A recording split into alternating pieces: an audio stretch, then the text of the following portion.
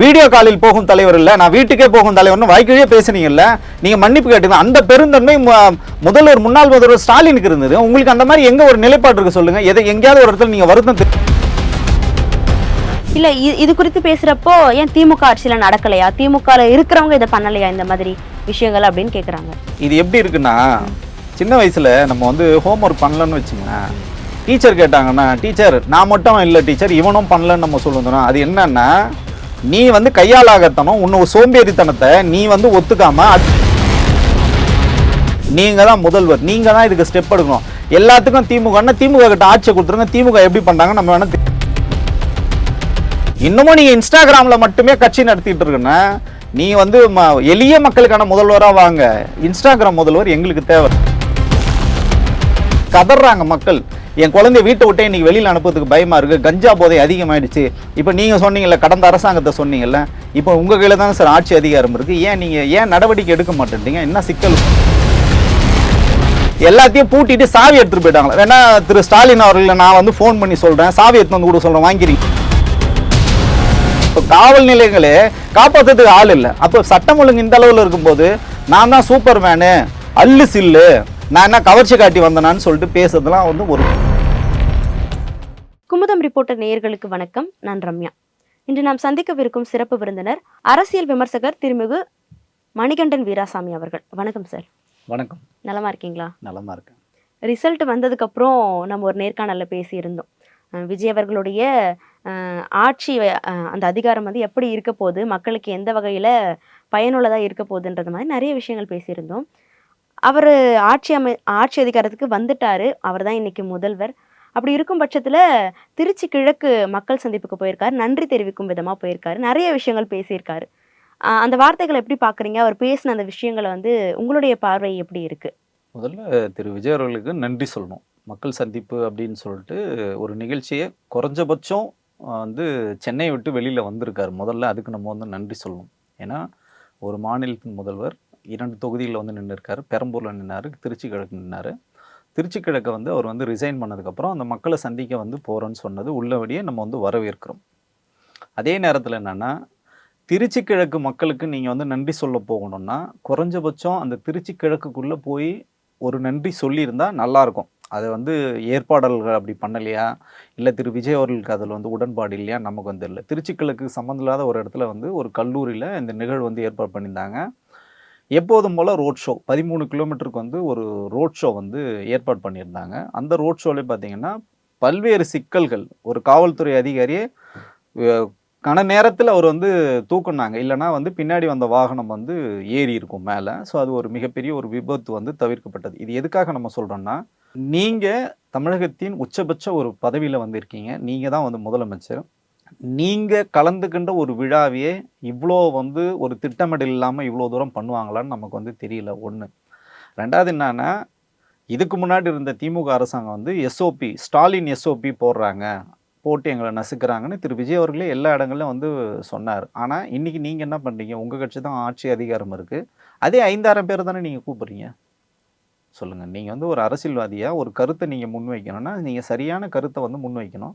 5000 பேரை தான் கூப்பிட்றீங்க, அதே கியூஆர் கோடு தான் வந்து வச்சுருக்கீங்க. அதேமாதிரி பொதுமக்கள் ஒருத்தர் கூட வந்து அனுமதியே இல்லை. எல்லாமே பார்த்தீங்கன்னா அவர்களோட ரசிகர்கள், தொண்டர்கள் தான் முழுக்க தாவைக்காரர்களாக ஒரு நிகழ்ச்சி நீங்கள் ஏற்பாடு பண்ணிங்கன்னா அது ஏன் மக்கள் சந்திப்புன்னு நீங்கள் சொல்கிறீங்க? இல்லை, அது எப்படி நம்ம சொல்ல முடியுங்க? வந்தவங்க எல்லாருமே ரசிகர்கள் தான் அப்படின்னு நம்ம எப்படி சொல்ல முடியும் சார்? இந்த பொறுப்பே யார்கிட்ட கொடுத்தாங்கன்னா பொறுப்பாளர்கிட்ட தான் கொடுத்துருக்காங்க. அவங்க யாரெல்லாம் கூப்பிட்டுருக்காங்கன்னா அவருக்கு வேண்டியப்பட்டவங்க, அவருக்கு தெரிஞ்சவங்க, கிளை நிர்வாகிகள், கட்சி நிர்வாகிகள், இப்படி தான் கொடுத்தாங்க. திருச்சி கிழக்குலேருந்தே மக்களே சொல்கிறாங்களே, எங்களை யாரும் வந்து தொடர்பு கொள்ளல, நாங்கள் அவரை வந்து பார்க்க போனோன்னா அந்த இதையே அந்த பாலத்தையும் அடைச்சிட்டாங்க, வழிகள்லாம் அடைச்சிட்டாங்க, எங்களை யாரையும் உள்ளே அனுமதிக்கவே இல்லை. பொதுமக்களை யாரை அனுமதிச்சாங்க? பொதுமக்கள் போய் அவரை பார்க்கறதுக்கு சொல்லுங்கள். யாருமே அனுமதிக்கவே இல்லை. ப்ரெஸ் ரிப்போர்ட்டர் கூட பார்த்தீங்கன்னா ஒரு இடம் வச்சுருந்தாங்க, அங்கே தான் ப்ரெஸ் ரிப்போர்ட்டரே அலோவ் பண்ணாங்க. வெகுஜன மக்கள் யாருமே அது உள்ளே வரவே முடியல. வர மாதிரி ஒரு சூழல் அங்கே இல்லவே இல்லைல்ல. ஸோ இது வந்து ரசிகர்களுக்கான சந்திப்பு, தொண்டர்களுக்கான ஒரு சந்திப்பு, அதுதான். அது மக்கள் சந்திப்பு கிடையாது. இல்ல ஊடகத்துக்கு கூட தனி இடத்த வச்சுட்டாங்க அப்படின்னு சொல்லியிருந்தீங்க. இதுக்கு முன்னாடி ஊடகத்துக்கு தனியா வந்து இடம் கொடுத்து நீங்க அங்கேயே வந்து ஒரு கவரேஜ் வந்து தனியா பண்ணுவாங்க. அங்கருந்து நீங்க வேணா எடுத்துக்கோங்க அப்படின்ற விஷயங்கள் இதுக்கு முன்னாடி பண்ணியிருக்காங்க தானே? இல்ல இது இதுக்கு புதுசா முன்னாடி இருக்கா? பண்ணியிருக்காங்க. ஆனா அது யாருமே வந்து அங்க உள்ளேயே அலோ பண்ணாமலாம் இருந்ததே கிடையாது. அம்மையார் ஜெயலலிதா காலத்திலயா இருக்கட்டும், ஐயா கலைஞர் காலத்தில இருக்கட்டும், திரு எடப்பாடி காலத்தில இருக்கட்டும், திரு ஸ்டாலின் அவர்கள் காலத்திலயும் சரி, யார் வேணாலும் போலாம். இங்க அப்படி கிடையாது. அவருக்கு Z+ பாதுகாப்பு இருக்கு, Z+ பாதுகாப்பு இருக்கு அப்படின்னு சொல்லி யாரையுமே நெருங்க விடல. பத்திரிக்கையாளர் கூட அவர் வந்து நெருங்க முடியல, யாருமே நெருங்க முடியல. ஏன் பத்திரிக்கையாளர் நெருங்க முடியலன்னா, ரொம்ப லாங் டிஸ்டன்ஸ்ல தான் பத்திரிக்கையாளர் வச்சிருக்காங்க. ஏன்னா பத்திரிக்கையாளர் அவர் வந்து எந்த விதத்திலும் கேள்வி கேட்டுறக்கூடாது, பத்திரிக்கையாளர் வந்து நெருங்கவே கூடாதுன்னு யாருமே நினைச்சதில்ல. அம்மையார் ஜெயலலிதா கூட அப்படி வந்து கிடையவே கிடையாது. ஸோ இந்த மாதிரி பத்திரிகையாளருக்கும் இவருக்குமான தொடர்பு வந்து முற்றிலுமாக இல்லாம ஒரு கூட்டத்தை ஆர்கனைஸ் பண்றது இப்பதான் முதல் முறையா நம்ம வந்து பார்க்குறோம். இல்ல மக்கள் சந்திப்பு கூட்டம் இல்ல அப்படின்ற மாரி சொல்லியிருந்தீங்க. ஆனா, அங்க வந்திருக்கக்கூடிய மக்கள் எல்லாருமே அவர பார்த்து, அவர் பேசின விஷயங்களுக்கு எல்லாமே வந்து ரொம்ப மகிழ்ச்சி அடையறத பார்க்க முடியுது. அ சட்டம் ஒழுங்கு இந்த பிரச்சனைகள் எல்லாமே வந்து அவர் பேசுற பொழுது, அதுக்கும் வந்து மக்கள் அவர் சொல்ற விஷயத்துக்கெல்லாம் ஆர்ப்பரிக்கிறத பார்க்க முடியுதே சார். திருச்சி கிழக்குல 2,00,000த்துக்கு அதிகமான வாக்காளர்கள் வந்து இருக்காங்க. 27,580 வாக்குகள் வித்தியாசத்துல இவர் வந்து வெற்றி பெற்றிருக்காரு. அங்க கூப்பிட்டவங்க வெறும் 5,000 பேர். நீங்க இந்த 5,000 பேர் எப்படி மக்கள்னு நம்ம வந்து சொல்ல முடியும்னு கேட்கிறேன் நானு. ஒரு சிலர், அதான் சொல்றேன், அந்த தொண்டர்களே வந்து அவங்க கட்சிக்காரங்களை மட்டும்தான் அவங்க வந்து பொதுமக்கள் மாதிரி மீடியால போர்ட்ரேட் பண்றாங்க, பேசுறாங்களே. இவங்க யாரும் வெகுஜன மக்கள் இல்ல. திருச்சி கிழக்குல நான் பேசுறேன், மக்கள் கிட்ட பேசுறேன். ஏங்க அவர் ஓட்டு கேட்க போக இங்க வரல. இல்ல வெயிலின் காரணமா இந்த மாரி செட்டப் கூட வச்சிருக்கலாம்ல. ரொம்ப வெயிலின் தாக்கத்தினால. நீங்க அது வந்து நாங்க வரவேற்கிறோங்க. இதை ஏன் முன்னாடி நீங்க தவறுன்னு சொன்னீங்கன்னு கேட்கிறோம் நாங்க. இந்த எஸ்ஓபிலாம் வந்து இதுக்கு முன்னாடி அரசாங்கம் போடும்போதும் இதே மாதிரி தானே அரசாங்கம் வந்து போட்டாங்க. முந்தைய அரசாங்கம் போடும்போது மட்டும் எங்களுக்கு வந்து ரெஸ்ட்ரிக்ட் பண்றாங்க. ஏன் 5,000 பேர் தான் என்னை வந்து சந்திக்கணுமா? இந்த தமிழ்நாடு என்னோட ஊர் தான், எல்லாரும் என்னை வந்து சந்திக்கிறதுல என்ன பிரச்சனை? ஸ்டாலினுக்கு வந்து காழ்ப்புணர்ச்சின்னு நீங்க சொல்லும்போது, அப்போ உங்களுக்கு வந்தா மட்டும் ரத்தம், மற்றவங்களுக்கு வந்தா தக்காளி சட்னியான்னு நாங்கள் கேட்குறோம். 5,000 பேரும் நீங்க ரெஸ்ட்ரிக்ட் பண்றீங்கல்ல, நல்லது தான். நாங்கள் அதை வந்து மறுக்கவே இல்லை. இதுக்கு முன்னாடி ஒரு நடைமுறை, அந்த மாதிரி நடைமுறை இருக்கும்போது அதை முற்றிலுமாக எதிர்த்தவர் வந்து விஜய் தான். என்னையும் மக்களையும் பிரிக்கவே முடியாது, நீங்கள் இந்த மாதிரி கட்டுப்பாடு வைக்கிறதுனால என் மக்கள் வந்து என்னை வந்து பார்க்காமலாம் இருந்துட மாட்டாங்க, அதே மாதிரி நான் எல்லா கிராமத்துக்கும் போவேன், ஜெயிச்சதுக்கு அப்புறம் போவேன்னு வேலூரில் வந்து பிரகடனம் பண்ணார். எந்த ஊருக்கு போனார் சொல்லுங்களேன்? திருச்சி கிழக்குலையாவது காலை வச்சாரா? காலை வைக்கலல்ல. அப்போ இது விமர்சனமாக தானே வருது. இது நான் மட்டும் விமர்சனம் இல்லை, பெருவாரியான பத்திரிகையாளர்கள் இன்னைக்கு வந்து இதை ஒரு விமர்சனமாக தான் பார்க்குறோம். திருச்சி கிழக்குல இப்ப யார் போட்டியிட வாய்ப்பு இருக்குன்னு நினைக்கிறீங்க சார்? அது தெரியல மேடம். ஏன்னா இப்போ வரைக்கும் பார்த்தீங்கன்னா ஒரு டிரான்ஸ்பரன்சி வந்து கிடையாது. சகாயம் ஐஏஎஸ் அவர்களோட பேர் வந்து அடிபடுது, கூப்பா கிருஷ்ணன் பேர் அடிபட்டது. அந்த ரேஸில் இப்போ அவர் இல்லை, அவருக்கு ஒரு வாரியம் கொடுத்துட்டாங்க. இன்னும் பார்த்தீங்கன்னா முன்னாடி அந்த மக்கள் என்ன சொல்றதுன்னா விஜய் மக்கள் இயக்கத்தோட பிரதிநிதியாக இருந்த திரு RK ராஜா அவர்களோட பேர் வந்து அடிபடுது. இன்னும் நிறைய பேர் வந்து அடிபடுது. ஸோ இன்னைக்கு வரைக்கும் ஒரு கிளியரான ஒரு இது வந்து அவங்க வந்து சொல்லலை, இவங்க தான் வேட்பாளர்னு சொல்லலை. ஆனால் இப்பயே பார்த்தீங்கன்னா நேத்தி கூட்டமே அவர் வந்து பிரச்சார கூட்டம் மாதிரி தான் பேசினார். திருப்பியும் வந்து நான் உங்களில் ஒருத்தரை தான் தேர்ந்தெடுப்பேன், அவங்களுக்கு வந்து நீங்கள் நிச்சயமாக வாக்களிக்கணுன்ற தோனியில் தான் திரு விஜய் அவர்கள் பேசினார். ஸோ அப்படின்னா அவங்க வந்து யாரையோ திருச்சியை சார்ந்தவர்களுக்கு பெருவாரியாக வாய்ப்பு கிடைக்கிறதுக்கு இருக்குன்னு நான் வந்து கருதுகிறேன். ஓகே. பிரச்சார கூட்டமா தான் இருக்கு அப்படின்ற மாரி சொல்லியிருந்தீங்க. அப்போ ஒரு முதல்வரா ஒரு இடத்துல வந்து பேசுற பொழுது, எந்த மாதிரியான அவங்களுடைய பாவனைகள், நடை, உடை பாவனை எதுவும் இருக்கா? முதல்வர்னா இப்படிதான் பேசணும்னு எதுவும் இருக்கா? இல்லை, அப்படி கிடையாது. பொறுப்பை உணர்ந்து பேசுவாங்க. இதுக்கு முன்னாடி இந்த முதல்வர்கள் எல்லாருமே அப்படிதான் பொறுப்பை உணர்ந்து பேசுவாங்க. திரு விஜய் அவர்கள் நேற்று பேசுனது பார்த்தீங்கன்னா முழுக்க எலெக்ஷனுக்கு முன்னாடி எப்படி பேசினாரோ அதே போல தான் இப்பவும் பேசினார். ஏன் நம்ம அப்படி சொல்கிறோன்னா, அதே வாகனம் தான், அதே பிரச்சார வாகனம் தான். ஏன் நீங்கள் ஒரு மேடையில் போட்டு அந்த மேடையில் ஒரு 10 பேர் திருச்சி பொறுப்பாளர்கள் 10 பேரை நீங்கள் உட்கார வச்சு ஒரு மேடையை அழகுபடுத்தினா என்ன இருக்குது? அதில் ஒன்றுமே பிரச்சனை உங்களுக்கு வரப்போகிறதே கிடையாது. இதுக்கு முன்னாடி நீங்கள் வந்து இல்ல மக்கள் சந்திப்புன்னும் போது அது அப்படி எல்லாரையும் உட்கார வச்சு போட்டா பொதுக்கூட்டம் சரி, மாதிரி யார் இதுக்கு முன்னாடி ஸ்டாலின் இருந்தார், எடப்பாடி இருந்தார், ஜெயலலிதா இருந்தாங்க, ஐயா கலைஞர், நம்ம எம்ஜிஆர்லாம் நம்ம பார்க்கல. இத்தனை தலைவர்கள் யாராவது வந்து பஸ் மேலே ஏறி நின்று பேசுனதை பார்த்துருக்கீங்களா? நீங்கள் பார்த்துருக்கீங்களா? இல்லை ஒரு பத்திரிகையாளராக யாராவது ஒருத்தரை சொல்லுங்க பார்ப்போம். அது என்னங்க கல்ச்சர் இது? இன்னமும் கேரவன் கல்ச்சரில் தானே நீங்கள் இருக்கீங்க. கீழேருந்து உங்களுக்கு ஏசி த்ரோ வரணும், பஸ் மேலே தான் நின்று பேசுவேன், உங்களுக்கு தனியாக ஒரு மைக்கு, நிகழ்ச்சி தொகுப்பாளர் பேசுகிறவங்களுக்கு இன்னொரு மைக். யாராவது அப்படி நீங்கள் பார்த்துருக்கீங்களா? இதே தாங்க எல்லாத்திலும் பேட்டர்ன், இதே பேட்டர்ன் தானே நீங்கள் தொடர்ச்சியாக வந்து ஃபாலோ பண்ணுறீங்க. நேற்று நீங்கள் ஒரு முதல்வராக போயிருக்கீங்க, ஏதாவது நலத்திட்டங்கள் அனௌன்ஸ் பண்ணுவார், இல்லை ஏதாவது புதிய அறிவிப்புகள் எடுத்து வருவார், இல்லை இதுக்கு முன்னாடி நடந்த அவர் சொன்ன திட்டங்கள்லேயே குளறுபடிகள் இருக்குது, அதை ஏதாவது சரி பண்ணுவார். பார்த்தா திருப்பி காழ்ப்புணர்ச்சி அரசியல் தான். அதிமுக குறித்து ரொம்ப கேவலமாக வந்து பேசுகிறார், அல்லு சில்லுன்னு பேசுகிற ஒரு முதல்வர் பேசக்கூடிய பேச்சா இது? சொல்லுங்கள். அவர் ஒரு சினிமா நடிகராகவே இன்னைக்கு வரைக்கும் நினைச்சிருக்கு. அவர் ஒரு முதல்வர் ஆயிட்டாரு, தமிழ்நாட்டின் முதல்வர். எப்படி பேசுறாரு? அதிமுகன்னு ஒரு கட்சியே இல்லவே இல்லைன்றாரு, அல்லு தீர்ந்து போன சில்லுன்னு பேசுறாரு. தீர்ந்து போன சக்தி தான் அதிமுக அப்படின்னு அது மென்ஷன் எப்படிங்க அப்படி பண்றாரு. நீங்க பேசலாம்? 50 ஆண்டுகள் வந்து இந்த நாட்டை வந்து ஒரு கட்சி ஆரம்பிச்சு 50 ஆண்டுகளுக்கு 32 ஆண்டுகள் வந்து ஆண்டிருக்காங்க. எம்ஜிஆர்னு மிகப்பெரிய ஒரு ஆளுமை, அவர் ஆரம்பிச்ச கட்சி. நீங்க அவரை ரோல் மாடலா சொல்றீங்க. அம்மையார் ஜெயலலிதா எங்க போனாலும் நீங்க வந்து கோட் பண்றீங்க. அந்த கட்சியில இருந்து ஆட்களை வச்சு தான் நீங்க பெருவாரியா இன்னைக்கு வந்து ஜெயிச்சிருக்கீங்க. சட்டமன்றத்துல ஆதரவு சட்ட- அதிமுக கொடுத்திருக்காங்க. அப்ப எதுவுமே ம். பேசவே இல்லையே சார். அதுதான் சொல்றேனே, இது வந்து அதுதான் சொல்றேனே, ஒரு முதல்வர்னா அந்த முதல்வருக்கான நிறைய எதிர்பார்ப்புகள் இருக்கு. நம்ம வந்து அவரோட ஸ்டைல்ல அவர் வந்து பேசுறாரு. ஆனா இதுக்கு முன்னாடி ஒரு கட்சி தலைவராக பேசினா நம்ம வந்து அக்செப்ட் பண்றோம். ஓகே, இப்போ நீங்க முதல்வர் ஆயிட்டீங்க, முதல்வருக்குன்னு ஒரு மெச்சூரிட்டி இருக்குல்ல, அதை வந்து நீங்க மக்களுக்கான எதிர்பார்ப்புகள் அதிகம் இருக்கும்போது நீங்க வந்து பேசணும். அப்புறம் வந்து என்ன சொல்றாருன்னா, நான் வேற மாதிரி பேசிடுவேன் அப்படின்றாரு. அதெல்லாம் ஒரு முதல்வர் யாருமே இதுக்கு முன்னாடிலாம் இந்த சிலாடைகள், இந்த போக்குல, இந்த தொனியில யாருமே இதுக்கு முன்னாடி நம்ம வந்து பேசி பார்த்ததே கிடையாது. அவர் இன்னமும் யாருக்காக பேசுறாருன்னா, இன்ஸ்டாகிராம்ல ரீல்ஸ் போடுற குழந்தைகள் தான் அவர் இன்னமும் வந்து நம்புறாரு. அவங்களுக்கான அந்த மொழி, அந்த அந்த சைகை இதிலேயே தான் வந்து பேசுறாரு. நான் என்ன கவர் இல்ல சீன் அவரை சொல்லிட்டு அவர் பேசுறாரு, சொல்லிட்டு அந்த இடத்துல நிறுத்துறாரு. நிறுத்துறாரு. அப்ப அதுக்கு என்ன அர்த்தம்னு நமக்கு வந்து தெரியல. அதான் சொல்றேனே, ஒரு லெகசி இருக்குங்க. தமிழ்நாட்டுக்குன்னு ஒரு லெகசி இருக்கு. இது எவ்வளவு பெரிய ஒரு மாநிலம், நமக்குன்னு ஒரு பண்பாடு இருக்கு. இது எதையுமே நான் மதிக்க மாட்டேன், எல்லாத்தையும் காலில் தூக்கி மிதிச்சுட்டு துச்சமென மதிச்சுட்டு நான் இப்படிதான் பேசுவேன்னு சொல்லிட்டு உள்ளபடியே நமக்கெல்லாம் அதிர்ச்சி அளிக்குது. இல்ல ஒரு பக்கம் தமிழ்நாட்டுடைய கலாச்சாரத்தை மரபை மாற்றாரு அப்படின்னு சொல்றீங்க. ஏற்கனவே உங்க ஆட்சி அதிகாரத்துக்கு வந்ததன் பிறகு ஒரு சர்ச்சை வந்திருந்தது. வந்தே மாதரம் முதலிடத்துல, தமிழ் தாய் வாழ்த்து 3ஆம் இடத்துல. ஆனா நேற்று மக்கள் சந்திப்பு கூட்டத்துல வந்து தமிழ் தாய் வாழ்த்து முதல்ல பாடி தானே ஆரம்பிக்கிறாங்க. இது ஒரு அரசு நிகழ்ச்சி இல்ல, நல்லா புரிஞ்சுக்கணும் நீங்க. ம். இது வந்து ஒரு தனியா இவங்க நடத்துற ஒரு நிகழ்ச்சி. ம். இதே நீங்க எல்லா இடத்துலயும் பண்ணுங்கன்னு தான் நம்ம சொல்றோம். ம். நம்ம வந்து இதை உள்ளபடியே நம்ம வந்து வரவேற்கிறோம். இதுதான் தமிழகத்தின் லெகசி, இதுதான் நம்மளோட பாரம்பரியம், பண்பாடு. இதை எல்லா இடத்துலயும் பண்ணுங்கன்னு சொல்றோம். இப்போ இந்தியா முழுக்க எல்லா மாநிலங்கள்லையும் எந்த மாநிலத்திலும் பார்த்தீங்கன்னா வந்தே மாதரம் பாடல. பிஜேபி ஆளுகின்ற மாநிலங்கள்ல பாடவே இல்லை. நீங்க ஒரே ஒரு ஆள் மட்டும்தான் நீங்க வந்தே மாதரத்தை பாடுறீங்க, அதுக்கப்புறம் தேசிய கீதம் பாடுறீங்க. தமிழை 3ஆம் இடத்துக்கு யாராவது ஒருத்தர் சொல்லுங்க.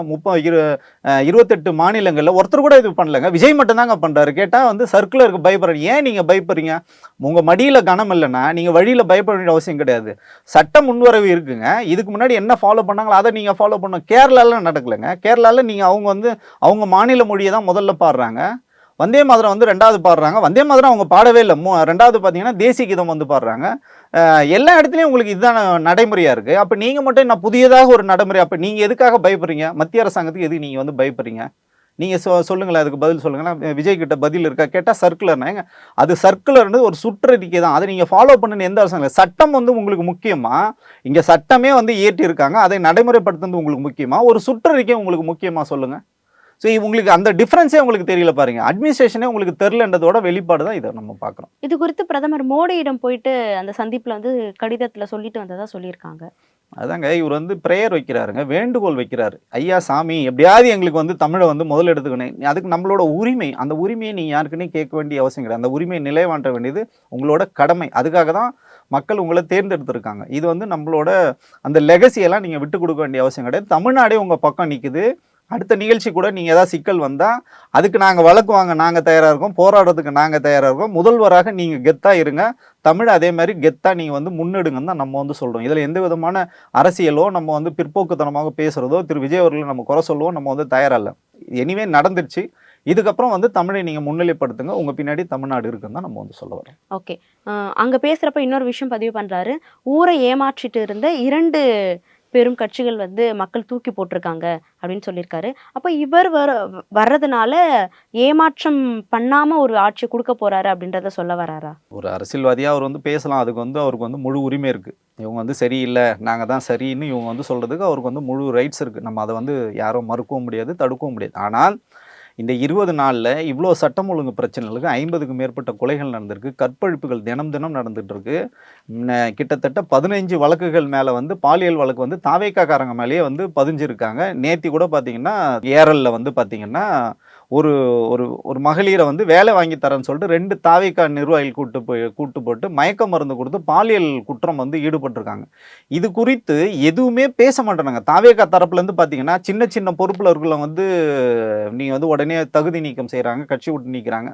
இதுக்கு வந்து ஒரு அறிவுரையோ இல்லை வந்து இவங்க என்ன மாதிரி பாலிசி வச்சுருக்காங்க இதெல்லாம் நமக்கு வந்து புரியவே இல்லை. இந்த 20 நாளில் இது வரைக்கும் நம்ம இந்த மாதிரிலாம் வந்து குற்ற சம்பவங்கள் நம்ம பார்த்ததே கிடையாது. என்ன சொல்கிறாருன்னா, குற்ற சம்பவம் நடக்குன்னா அதுக்கு காரணம் திமுக தான். இல்ல அவர் ஸ்டார்டிங்லேயே நீங்கள் கம்மி பண்ணியிருக்கலான்னு தானே கேட்குறது, நியாயமாக தானே இருக்குது மக்களுடைய பார்வையில். ஆமாம், திமுக ஓரளவுக்கு கம்மி பண்ணுறதுக்கு ஸ்டெப் எடுத்திருந்தா இது இந்த அளவுக்கு வந்திருக்காதுன்ற மாதிரி தானே இருக்கும். ஏங்க 3 மாசத்துல ஸ்பெஷல் கோர்ட்ல போட்டு எல்லாருக்கும் வந்து நீதியே வாங்கி கொடுத்தாங்க. அண்ணா யூனிவர்சிட்டி விவகாரத்துல வெறும் 71 நாள்ல அவங்களுக்கு வந்து தீர்ப்பே வந்திருக்குங்க. தமிழக முதல்வர் பார்த்தீங்கன்னா அஜித்குமார் காவல் மரணத்துல மன்னிப்பு கேட்டாருங்க. தமிழகத்தின் முதல்வராக இருந்தவர் மன்னிப்பு கேட்டார். நீங்க இதை இத்தனை சம்பவம் நடந்தது, சூலூர்ல நடந்த 10 வயது சிறுமிக்கு நடந்தது, இந்த பிரச்சனைல இவர் மன்னிப்பு கேட்டாரா? விஜய் அவர்கள் என்ன, அவர்களோட நிலைப்பாடு என்ன?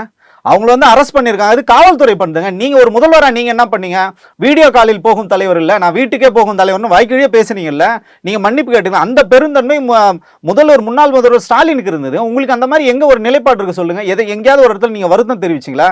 42 பேர் இறந்து போனாங்களே இதில் உங்களுக்கு வந்து கரூரில் இன்னைக்கு வரைக்கும் அது மேலே ஒரே ஒரு நான் வந்து வருந்துகிறேன்னு ஒரு வார்த்தை சொன்னாராங்க. நீங்கள் சொல்லுங்கள், வருந்துகிறேன், இதுக்கு நான் பொறுப்பேற்கிறேன்னு சொன்னாரா? நீங்க இப்ப முதல்வருங்க, அன்னைக்கு நீங்க திமுக மேல குற்றச்சாட்டு சொன்னீங்கல்ல, 42 பேர் அந்த இன்னைக்கு வரைக்கும் நீங்க அதுக்கு பொறுப்பேற்க சொல்ல. சரி, நீங்க வந்து இப்ப எடுத்த ஸ்டெப்னா 42 உயிர்கள் போச்சு இல்ல, அதுக்கு எடுத்து நீங்க ஸ்டெப்னா இது எல்லாமே பாத்தீங்கன்னா சினிமா டயலாக்கா பேசிடலாம ஒரு முதல்வருக்கான ஒரு தகுதி இருக்கு. அதன் அடிப்படையில் நீங்க வந்து செயல்படுங்க. சும்மா இன்னமும் எதுக்கு எடுத்தாலும் இன்னும் திமுகவே நீங்க கொத்தம் சொல்லிட்டு ஒன்னும் இல்லைங்க. நேத்திக்கு அந்த கூட்டத்துல நீங்க பாருங்க, இவங்க தொண்டர்கள் தான் வராங்க, உள்ள வராங்க, கியூஆர் கோடு இவங்களே தான் கொடுக்குறாங்க. அது உள்ள விடலன்னு சொல்லிட்டு திமுக ஒழிக, திமுக ஒழிக, திமுக எங்களுக்கு பாஸ் கொடுக்கலன்னு பேசுறாங்க. இப்படி ஒரு தொண்டர்கள் நீங்க எங்கேயாவது வளர்த்து வச்சிருக்கீங்களா? யோசிச்சு பாருங்க. நீங்க இந்த நிகழ்ச்சிக்கும் திமுக என்ன சம்பந்தம் சொல்லுங்க? திமுக தான் பாஸ் கொடுக்குதா உங்களுக்கு? இல்ல திமுக இப்ப ஆளுங்கட்சியா இருக்கா? இல்ல திமுகவோட கட்டுப்பாட்டுல காவல்துறை இருக்கா? இல்ல ஸ்டாலின் முதல்வரா? இது எந்த அடிப்படை புரிதலுமே இல்லாம ஒரு கட்சியை நீங்க வளர்த்து, அந்த தொண்டர்கள் நீங்க வளர்த்து நீங்க ஆட்சி பண்ணனா இந்த லட்சணத்துல தான் இருக்கும். எத்தனை கொலைகள் இதுல ஈடுபடுறவங்க பெருவாரியா வந்து தாவேக்காரங்க. எங்கேயாவது நீங்க ஒரு இடத்துல வருந்துனீங்களா? தாவேக்காரங்களே இந்த மாதிரி இதுல ஈடுபடுறாங்க, இதை நான் வன்மையா கண்டிக்கிறேன் எங்கேயாவது ஒரு இடத்துல நீங்க சொன்னீங்களா? அப்புறம் எப்படி நீங்க ஒரு பெரிய தலைவர்? நீங்க இல்ல இது குறித்து பேசுறப்போ ஏன் திமுக ஆட்சியில நடக்கலையா, திமுக இருக்கிறவங்க இதை பண்ணலையா இந்த மாதிரி விஷயங்கள் அப்படின்னு கேக்குறாங்க. இது எப்படி இருக்குன்னா, சின்ன வயசுல நம்ம வந்து ஹோம்ஒர்க் பண்ணலன்னு வச்சுங்களேன், டீச்சர் கேட்டாங்கன்னா, டீச்சர் நான் மட்டும் இல்லை டீச்சர் இவனும் பண்ணலன்னு நம்ம சொல்லணும். அது என்னன்னா, நீ வந்து கையாளாகத்தனம், உன்னை சோம்பேறித்தனத்தை நீ வந்து ஒத்துக்காம அடுத்தவனை வந்து குறை சொல்றது. அதே மாதிரி தான் நீங்க திமுக சரியில்லைன்னு தான் உங்களை எடுத்துன்னு வந்திருக்காங்க. திமுக வேணான்னு மக்கள் உங்களை ஒதுக்கிட்டாங்க. இப்ப நீங்க என்ன சொல்றீங்க? திமுக பண்ணலன்னா அப்ப நீங்க வேணான்னு மக்கள் முடிவு பண்ணுவாங்க. திமுக வேணான்னு முடிவு பண்ண மக்கள் உங்களை வேணான்னு நாளைக்கு முடிவு பண்ணுவாங்க. அந்த இடத்துக்கு வேற ஒருத்தர் நாளைக்கு வருவாங்க. அதை நீங்க வந்து புரிஞ்சுங்கன்னு சொல்றேன். இந்த பழைய பஞ்சாங்கமே பாடிட்டு இருக்காதீங்க, பழைய புராணமே பாடிட்டு. இன்னைக்கு என்ன உங்களால பண்ண முடியும்? சட்டம் ஒழுங்கு உங்க கையில தான் இருக்கு, ஆட்சி உங்க கையில தான் இருக்கு. நீங்க தான் முதல்வர், நீங்க தான் இதுக்கு ஸ்டெப் எடுக்கணும். எல்லாத்துக்கும் திமுக கிட்ட ஆட்சியை கொடுத்துருங்க. திமுக எப்படி பண்றாங்க நம்ம வேணா திருப்பி ஒரு தடவை பார்க்கலாம். அப்படிதான் நம்ம வந்து சொல்ல முடியும். அப்ப ஸ்டாலின் சொல்ற மாதிரி திமுக ஆட்சி தான் நடக்குதுன்னு நம்ம எடுத்துக்கணுமா? ஆமாங்க, திமுக ஆட்சி தாங்க நடக்குது. அப்படிதாங்க இன்னைக்கு அவங்க தாங்க எல்லாத்துக்கும் குரல் கொடுத்துட்டு இருக்காங்க. அவங்க தாங்க எல்லாத்துக்கும் கோர்ட்டுக்கு போறாங்க. அவங்க தாங்க உங்களுக்கு வந்து இந்த மகளிர் உரிமை தொகை 1000 ரூபாய் நீங்க போடவே முடியாதுன்னு சொல்லிட்டீங்க. 2500 ரூபாய் தான் போடுவோம்னு உட்கார்ந்து இருந்தீங்க. பழைய முன்னாள் முதல்வர் பார்த்தீங்கன்னா ஸ்டாலின் அவர்கள் சொன்னதுனால தான் நீங்க வந்து அந்த 1000 ரூபாய் போட்டீங்களா? நீங்க 1000 ரூபாய் போட்டுருக்க போறீங்களா? எந்த ஒரு திட்டம் நீங்க எடுத்து வந்து உருப்படியா எது பண்ணீங்க சொல்லுங்க. இது நீங்க சொன்னீங்க 200 யூனிட் மின்சாரம் ஃப்ரீன்னு சொன்னீங்க. உங்களால் அதை இம்ப்ளிமெண்ட் பண்ண முடியல. அது மிகப்பெரிய ஒரு தோல்வியில் போச்சு. இன்னைக்கு வரைக்கும் 25 நாள் ஆச்சுங்க பதவியேற்று. இன்னமும் பார்த்தீங்கன்னா மின்வெட்டு தினம் பிரச்சனை இருக்குது. எவ்வளோ வந்து கன்சியூம் எவ்வளோ பண்ணுறாங்க, எவ்வளோ உங்களுக்கு தேவை இருக்குன்றது கூட உங்களால் கணக்கீடு பண்ண. இதுக்கு என்ன சொல்கிறீங்க? அதிகாரிகள்லாம் திமுக பக்கம் இருக்காங்க, சஸ்பெண்ட் பண்ணுங்க, அதிகாரிகளை சஸ்பெண்ட் பண்ணுங்க. நீங்கள் தானேங்க இன்னைக்கு முதல்வர். இப்போ அவங்களுக்கு நீங்கள் என்னென்ன வாக்குறுதிகள் கொடுத்தீங்க? அகவிடுப்பளி எடுத்துன்னு சொல்லியிருக்கீங்க, பழைய ஓய்வூதிய திட்டத்தை நிறைவேற்றுன்னு சொல்லியிருக்கீங்க, என்னென்னலாம் நீங்கள் ஸ்கீம் சொல்லியிருக்கீங்க அதெல்லாம் நிறைவேற்றுங்க. அவங்க யார் வந்து வேலை செய்யலாம் அவங்கள வந்து சஸ்பெண்ட் பண்ணுங்க. உங்கள் தாவேக்காரங்க இன்னைக்கு கூட ஒரு ஹாஸ்பிட்டலில் போயிட்டு வந்து ஆய்வு பண்ணுறாங்க. நேற்றுக்கு போயிட்டீங்கன்னா ஒரு எம்எல்ஏ சோழவந்தானில் ஒரு எம்எல்ஏ அலுவலகம் திறக்கிறாங்க. எம்எல்ஏ வரலைங்க, கட்சிக்காரங்க போய் எம்எல்ஏ சீட்டில் உட்காந்துட்டு ரீல்ஸ் எடுத்துக்கிட்டு இருக்காங்க. எல்லா இடத்துலையும் ரீல்ஸ் போட்டுட்டு சுற்றிட்டு இருக்கீங்க, ரோட்டில் கத்திய வச்சுட்டு சுற்றிட்டு இருக்காங்க. இதுதான் வந்து சட்டம் ஒழுங்கா? இதுக்கெல்லாம் நீங்கள் என்ன நடவடிக்கை எடுத்தீங்க? ஒரு தமிழக முதல்வராக நொடிக்கு நீங்கள் ஆக்டிவாக இங்கே வேலை செய்யணுங்க. இன்னும் நீங்கள் பழைய பஞ்சாங்கம் ஒன்றும் இல்லைங்க, ரொம்ப சிம்பிள் தாங்க. சட்டத்தின் ஆட்சி இங்கே நடக்குதுன்னா திரு விஜய் அவர்கள் வந்து தைரியமாக இதை வந்து பேசணும். ப்ரெஸ்ஸை சந்திக்கிறதுல என்னங்க பிரச்சனை சொல்லுங்க. திமுக தான் தப்பு பண்ணுதுன்னு சொல்லுங்க. என்ன திமுக தப்பு பண்ணுச்சுன்னு ஒரு விசாரணை குழு வந்து போடுங்க. திமுக எங்கேயுமே இல்லைங்க. என்ன எங்க திமுக என்ன வந்து கலவரம் பண்ணிட்டு இல்லை, கலவரம் பண்றவங்களாம் திமுக காரங்களா சொல்லுங்க? தாவேக்காரங்க தான் கலவரம் பண்றாங்க. இன்னைக்கு எல்லாமே வருது. இன்னமும் நீங்க இன்ஸ்டாகிராம்ல மட்டுமே கட்சி நடத்திட்டு இருக்குன்னா நீ வந்து எளிய மக்களுக்கான முதல்வரா வாங்க. இன்ஸ்டாகிராம் முதல்வர் எங்களுக்கு தேவையில்லைங்க. இல்ல அவரே அந்த ஸ்டேஜ்ல சொல்றாரு, எனக்கான வேலை நிறைய இருக்கு, என் மீது அவதூறு பரப்புறவங்கள மக்களே பார்த்துப்பாங்க அப்படின்னு சொல்றாரு. அதுக்கான அர்த்தம் என்னன்னு எடுத்துக்கிறது? மக்களே பார்த்ததுனால தான் இன்னைக்கு மக்கள் எல்லா இடங்களையும் போராட்டம் பண்றாங்க. ம். மின்வெட்டுக்காக போராட்டம் பண்றாங்க, சட்டம் ஒழுங்குக்காக போராட்டம் பண்றாங்க, ஒயின் ஷாப்பை மூடணும்னு போராட்டம் பண்றாங்க. விவசாயிகளுக்கு நீங்கள் கொடுத்த வாக்குறுதி வந்து நிறைவேற்றலைன்னு சொல்லிட்டு தமிழ்நாடு முழுக்க போராட்டங்கள் வந்து பற்றி எரியுது. 20 நாளில் 25 நாளில் இவ்வளோ பெரிய சட்டம் ஒழுங்கோ இவ்வளோ பெரிய வந்து நிர்வாக சீர்கேடோ இந்த மாதிரி கொடுத்த வாக்குறுதியில் காப்பாற்றுறதா கடைசி 50 வருடத்தில் தமிழ்நாடு இது மாதிரி ஒரு அரசாங்கத்தை வந்து பார்த்ததே இல்லை. நாங்கள் சொல்ல, உங்களுக்கு வாக்களித்த மக்களே சொல்கிறாங்க நாங்கள் தவறு பண்ணிட்டோன்னு. சரி, மக்கள் சொல்றாங்க. ஆனா அங்க வந்திருந்த மக்கள் நீங்க சொல்ற இந்த பாதிப்பு எதுக்குமே உள்ளாகாதவங்களா தான் இருப்பாங்களே, எந்த பாதிப்புக்குமே? நான் தான் சொல்றேங்க, வந்தவங்க எல்லாம் ரசிகர்கள். நீங்க 5000 பேர் அப்படித்தானே செலக்ட் பண்ணிட்டு நீங்க எடுக்கிறீங்க. நீங்க வந்து விஜய் ரசிகரா இருக்கணும், பொறுப்புல இருக்கணும், கட்சிக்காரங்களை தானே நீங்க கூப்பிட்டுறீங்க. வெகுஜன மக்களை நீங்க யாரை கூப்பிட்டீங்க? உங்களுக்கு வந்து அங்கே சரி ஓகேங்க, ஒரு முதல்வர் நிகழ்ச்சியில் போய் முதல்வருக்கு எதிராக நீங்க கோஷம் போட முடியுமா? அந்த இடத்துல நீங்க சொல்லுங்க, கோஷம் போட முடியுமா? அவங்களால போட்டா நிலைமை என்ன ஆகும்னு அவங்களுக்கு தெரியுங்க. அதனால பேச மாட்டாங்க. அதே திருச்சி கிழக்கு மக்களை எத்தனையோ ஊடகங்கள் போய் கேட்கறாங்களே. ஒன்றும் இல்லைங்க, ஆங்கில ஊடகங்கள் இன்னைக்கு தினம் தினம் கட்டுரைகள் வந்து தலையங்க எழுதுறாங்களே, விஜய் குறித்து தலையங்கள் எழுதுறாங்க.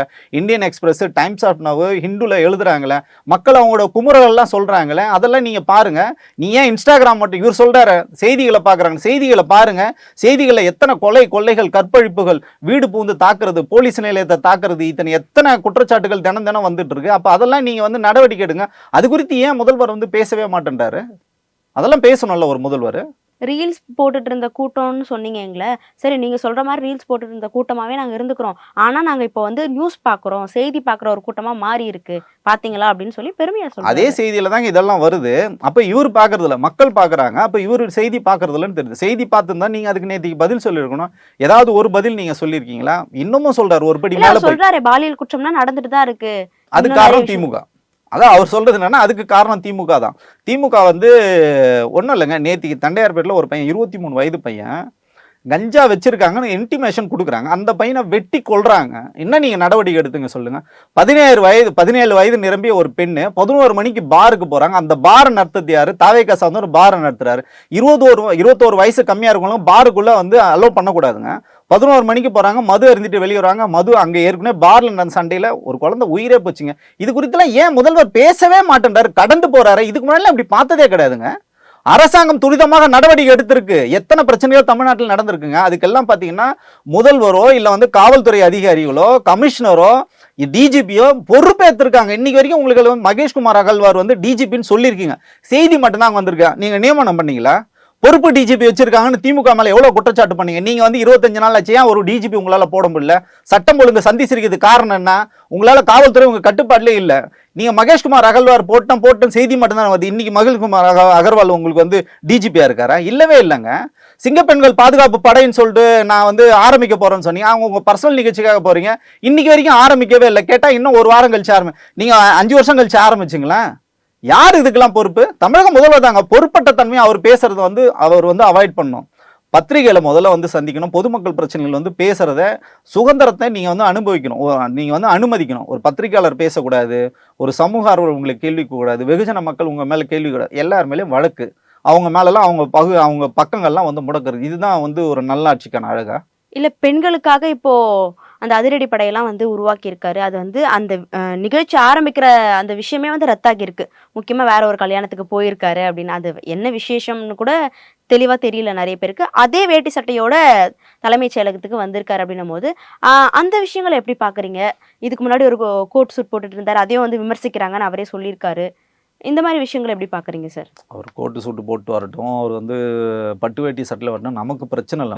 தமிழ்நாட்டில் பொதுமக்கள் இங்கே வந்து பீஸ்ஃபுல்லாக வந்து வாழணும், அதுதான் நமக்கு தேவை. வேற எதுவுமே நமக்கு தேவையில்லை. திரு விஜய் அவர்களை வந்து குறை சொல்றது உங்களோட நோக்கமோ என்னோட நோக்கமோ யாரோட நோக்கமோ வந்து கிடையாது. நம்ம என்னன்னா ஒரு எதிர்முனையிலேருந்து கேள்வி கேட்குறோம். இது வந்து தவறாக இருக்குது, இதை வந்து நீங்கள் வந்து உங்கள் கையில் சட்டம் இருக்குது. இப்போ என் கையில் பவர் இருந்ததுன்னா நான் வந்து இதை பேசிகிட்டு இருக்க போதில்லை, நான் வந்து இதை இம்ப்ளிமெண்ட் பண்ணுவேன். இம்ப்ளிமெண்ட் பண்ண வேண்டிய இடத்துல மாண்புமிகு முதல்வர் இருக்கார். அதனால முதல்வர் வந்து இன்னைக்கு எல்லாருமே வந்து நம்புறாங்க.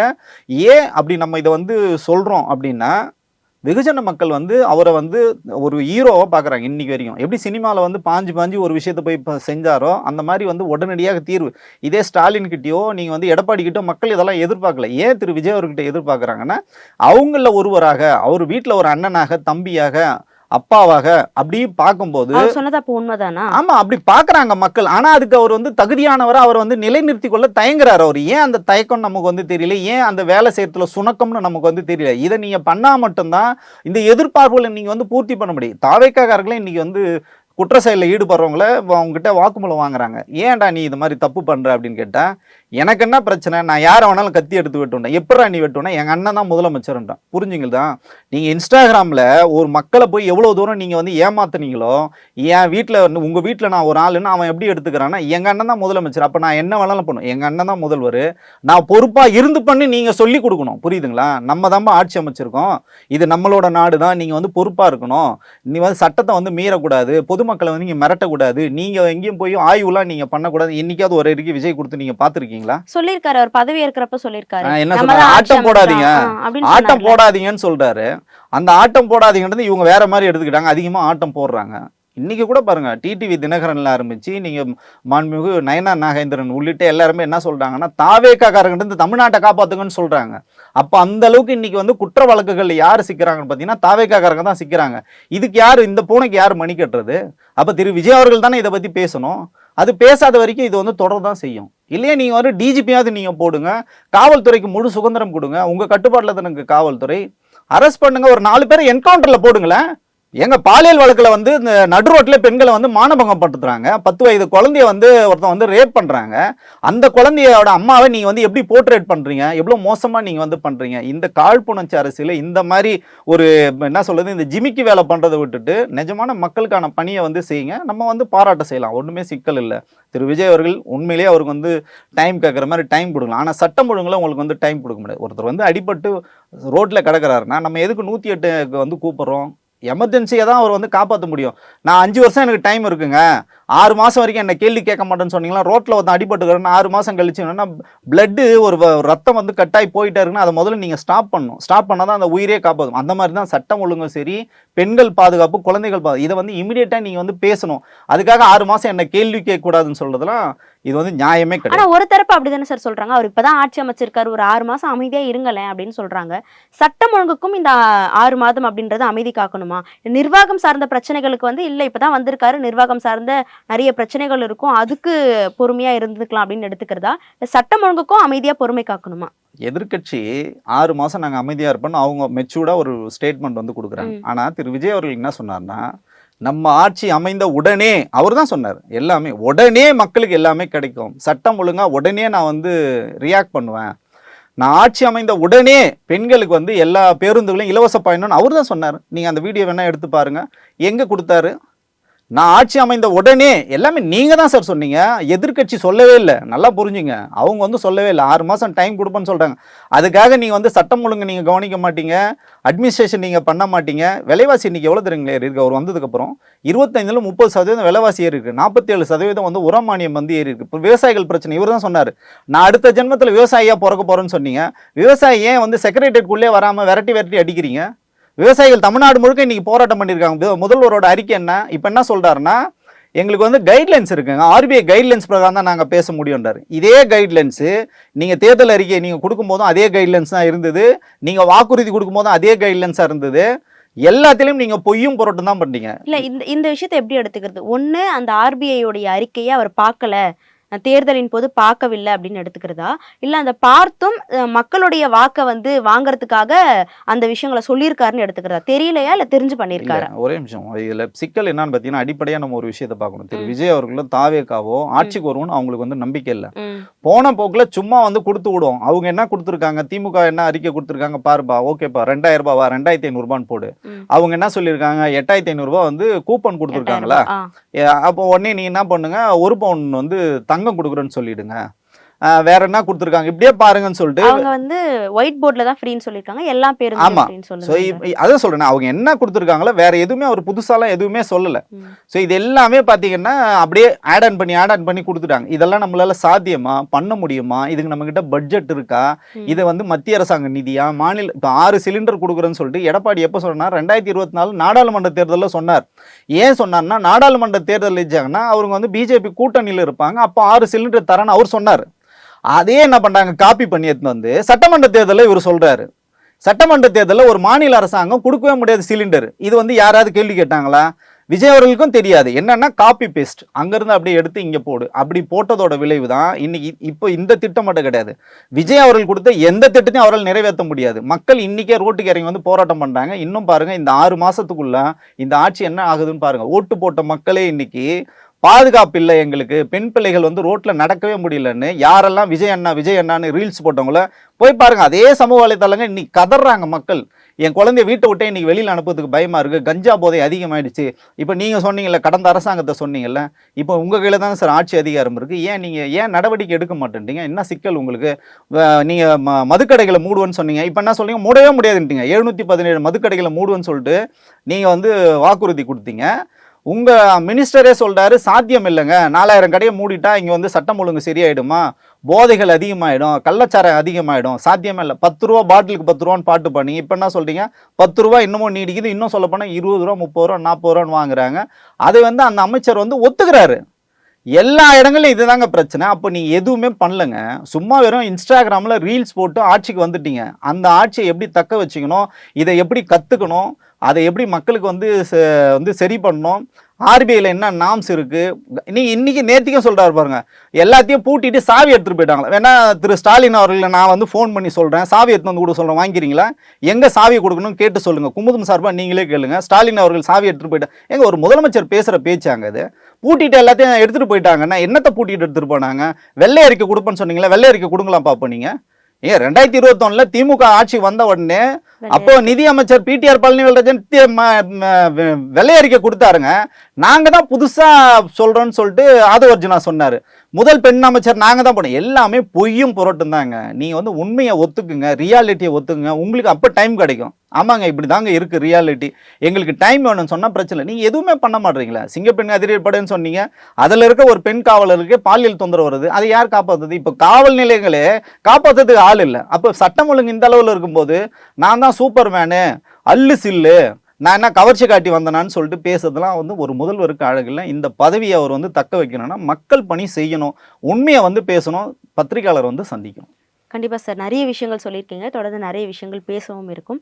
தொடர்ந்து பேசுவோம். நேரத்துக்கும் கருத்துக்கும் நன்றி. நன்றி.